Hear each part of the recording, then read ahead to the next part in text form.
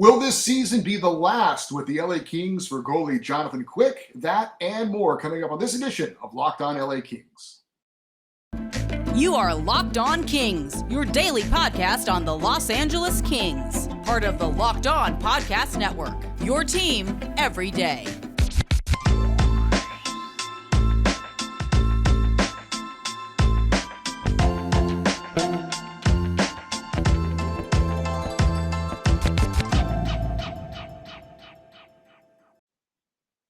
Today's episode of Locked On LA Kings is brought to you by BetOnline. BetOnline has you covered this season with more props, odds, and lines than ever before. BetOnline, where the game starts. Hey, Kings fans, welcome to Locked On LA Kings, your team every day. Thanks for making Locked On LA Kings your first listen every day.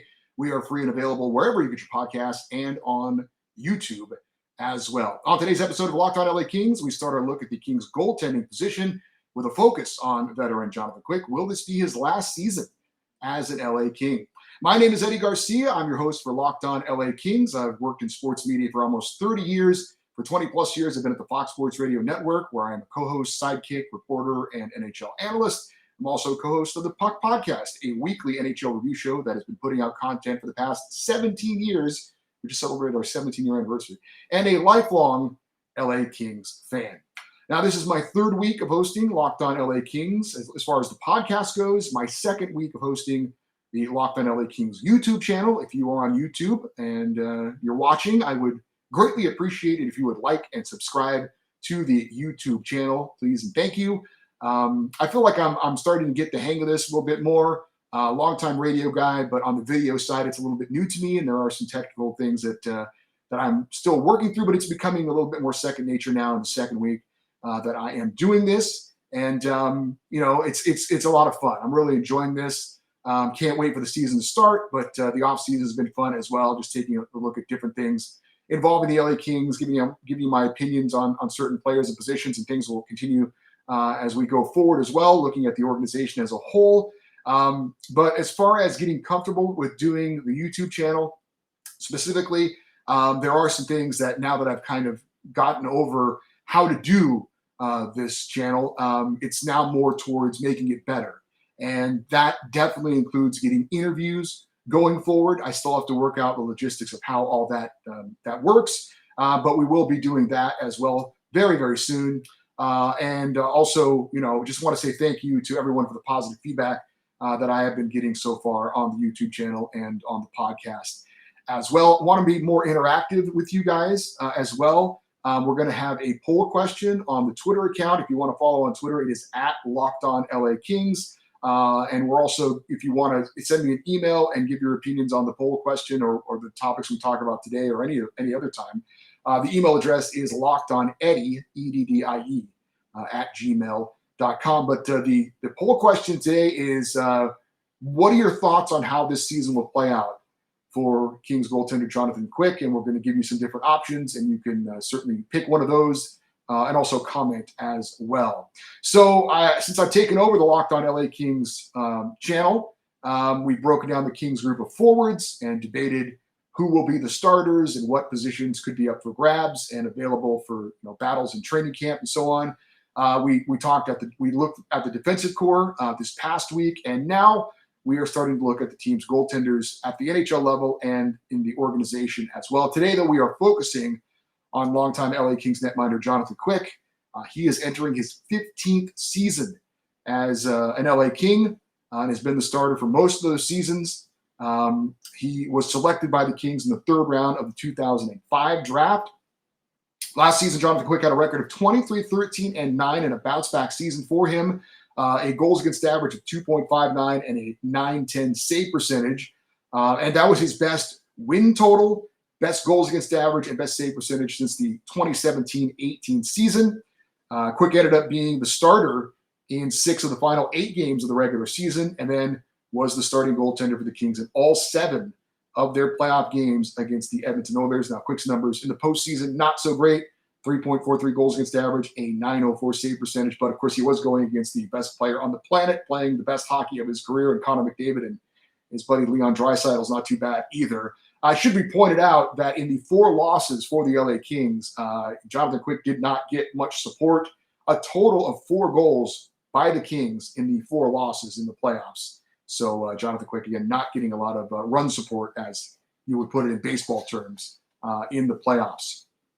So I think 2 things led into Jonathan Quick's bounce back season last year. And I think the obvious one is that he had a better team in front of him. Certainly not a coincidence that his last best season before this past year was the 2017-18 season. And that was the last time the LA Kings made the playoffs. I also don't think it's a coincidence that Quick played better when he was challenged.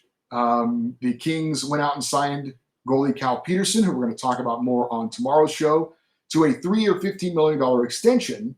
And that was a direct challenge to Jonathan Quick being the number 1 goalie of the Kings. And if you know anything about Jonathan Quick, his competitive nature is one of his greatest assets.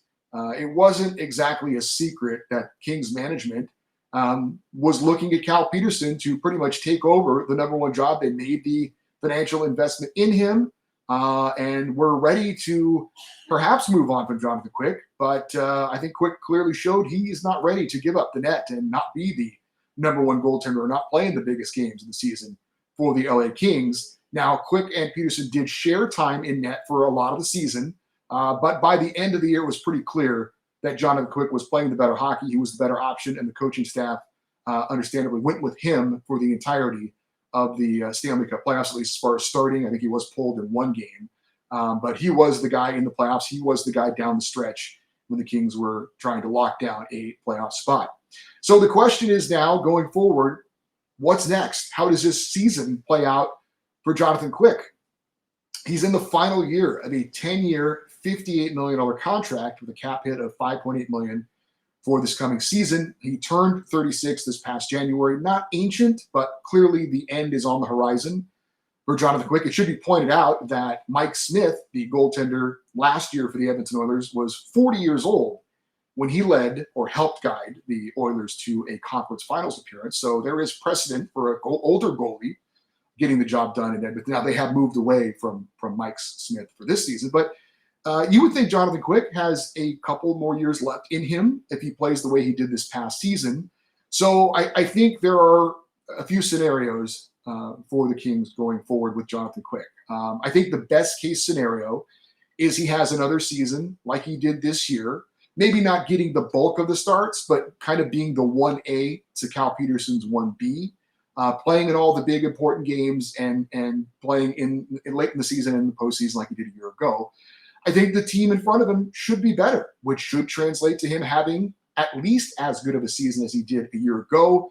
I hope that the defense will be healthier and better. I think and hope the younger players take a step forward in their development and become more productive players. And I think and hope that the Kings' best players a year ago will continue to be their best players going forward. That would include Kevin Fiala coming in from Minnesota and having a year similar to what he had a year ago, which is a career year. Same thing for Adrian Kempe, same thing for Philip Deneau, same thing for Trevor Moore. These guys all put up their best numbers in their careers. They need to be around those best numbers again this coming season. And I think that there's a reason to be optimistic that could and should happen. So the team's better in front of Jonathan Quick. His numbers should be better if he plays the way he did a year ago.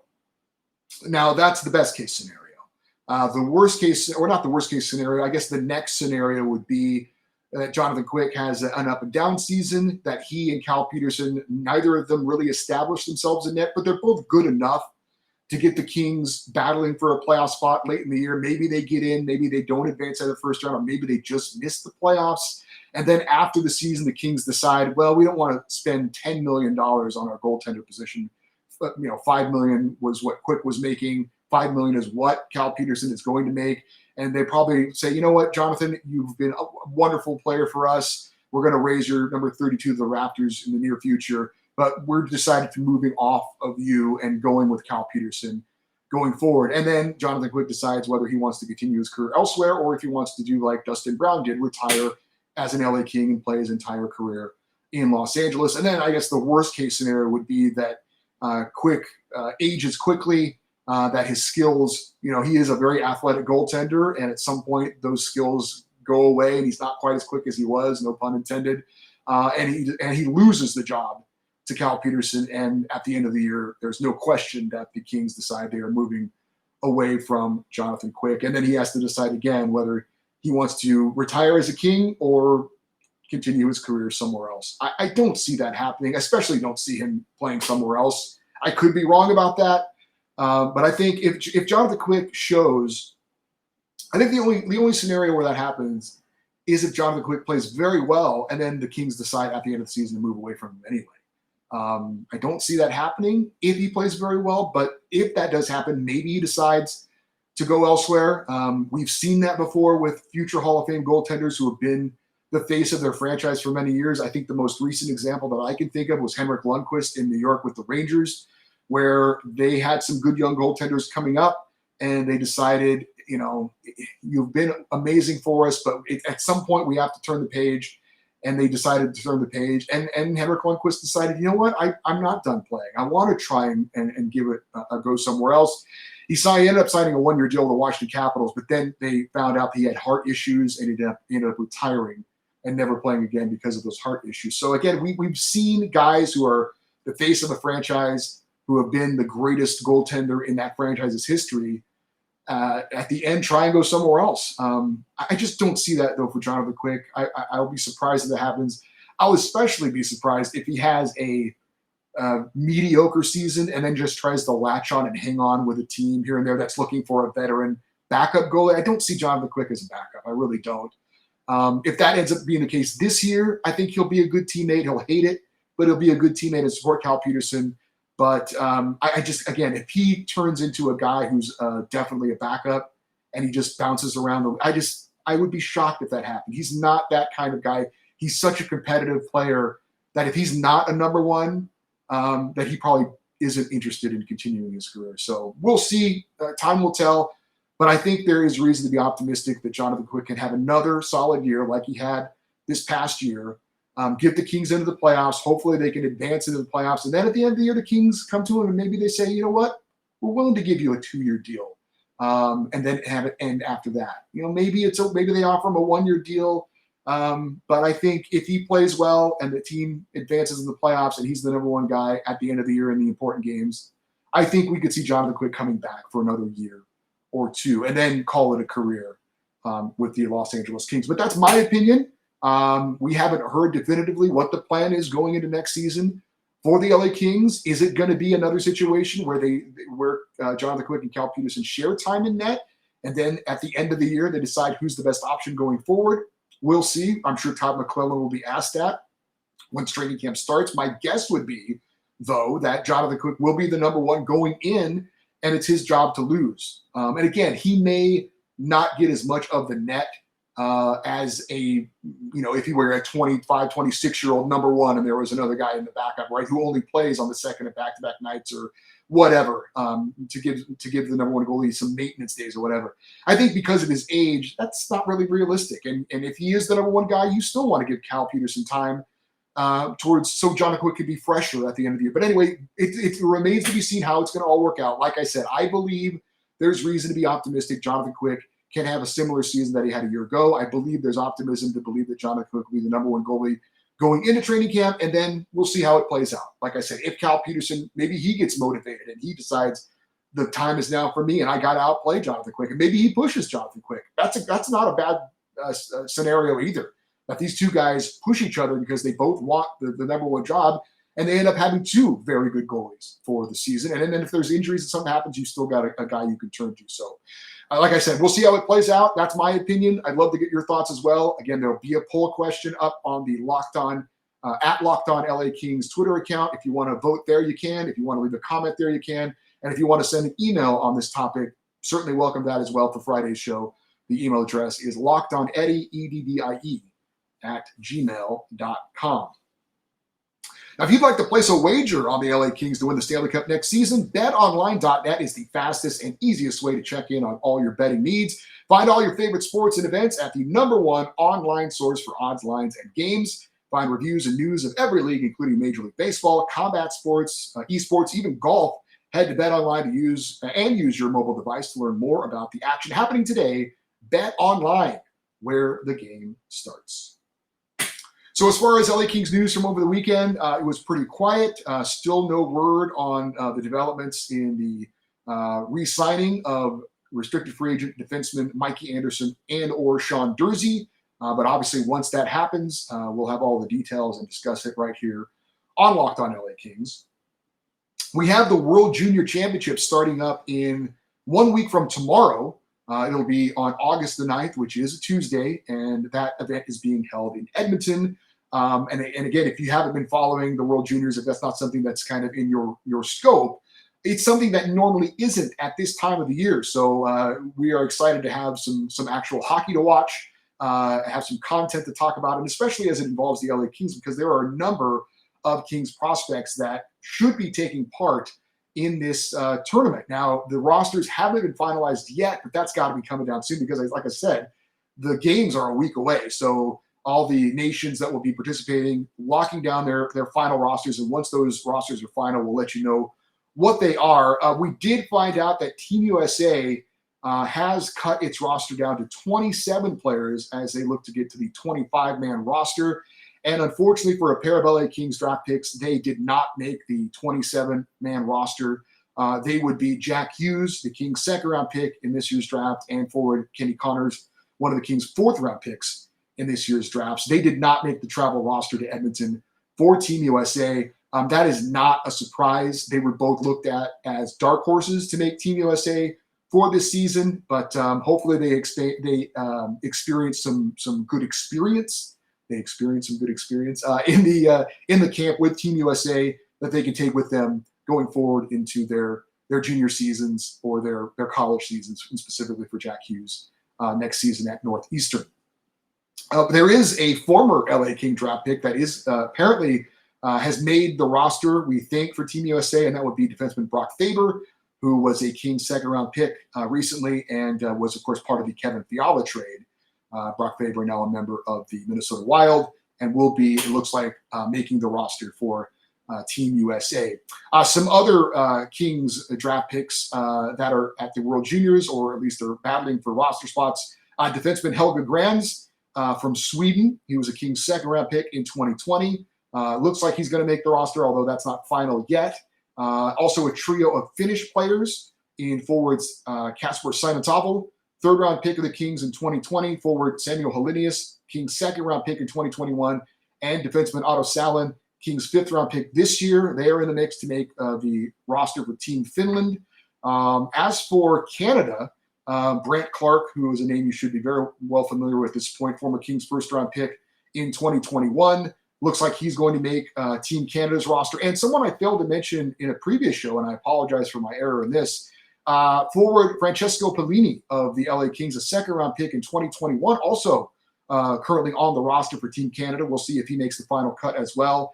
And once we find out the final roster spots, we will let you know.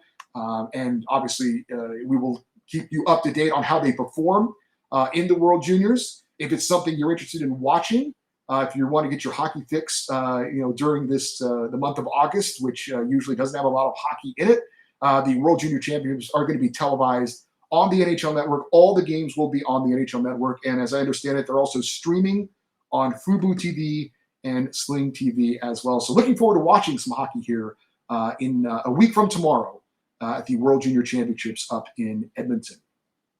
We also have a Pacific Division rival report to pass along.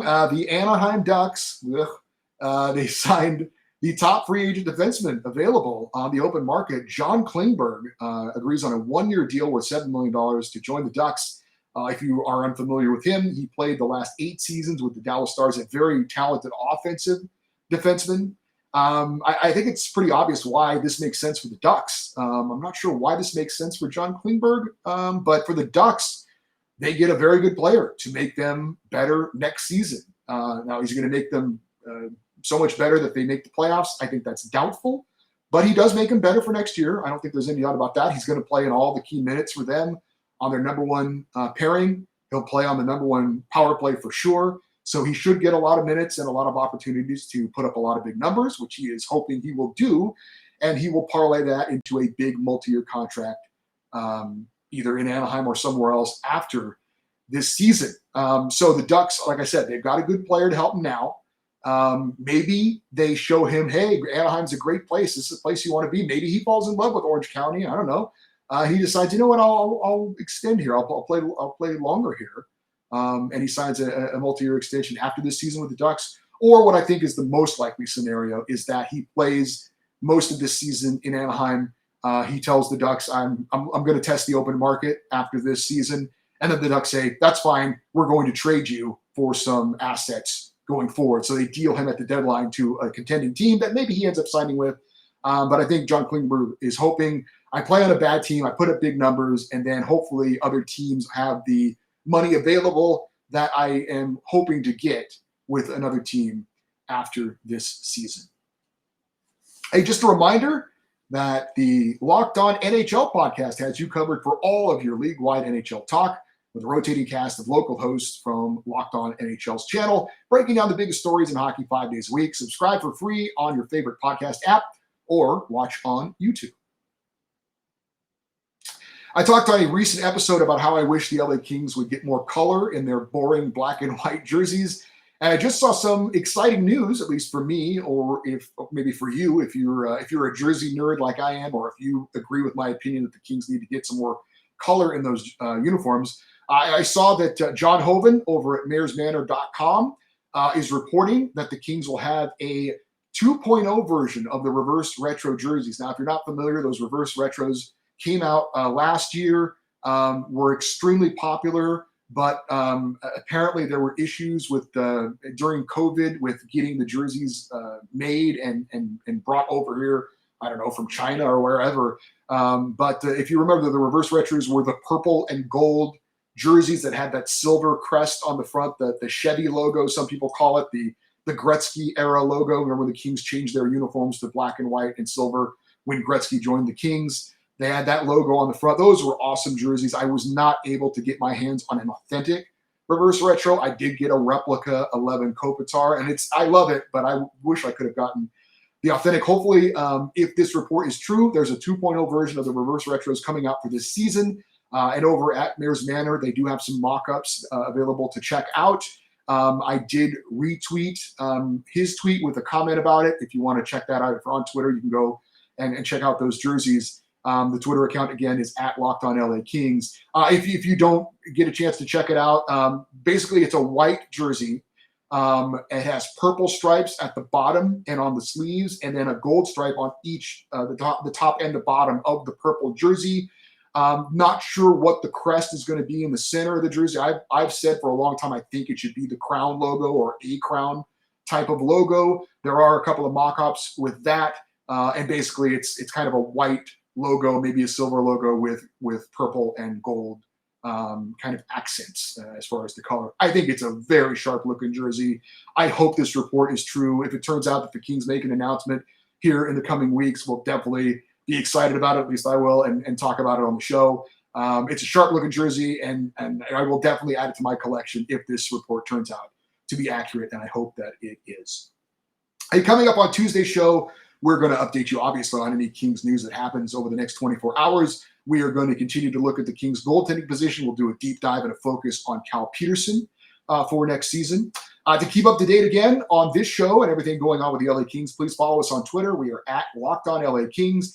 If you'd like to send me an email, and again, by the way, if you want to vote on that poll, go to the Twitter account. You can make a comment there as well. If you want to send me an email on anything I've been talking about or anything that I have talked about on this show or anything going forward, if you want to give your thoughts on Jonathan Quick, the email address is lockedoneddie at EDDIE, lockedoneddie@gmail.com. We do have a Friday email segment where we read your emails, and looking forward for your feedback on anything we've talked about or anything you want to talk about involving the LA Kings. I do want to thank you for making Locked On LA Kings your first listen every day. And now I want to encourage you to make your second listen every day Locked On NHL. Locked On Experts give you a daily 30-minute podcast of all things NHL all year long. Stay up to date on everything in the hockey world. Locked On NHL, your daily 30-minute NHL podcast. Hey, thank you so much for listening and watching on YouTube. Thank you for making Locked On LA Kings your first listen every day. I'm Eddie Garcia, reminding you as always, go Kings go.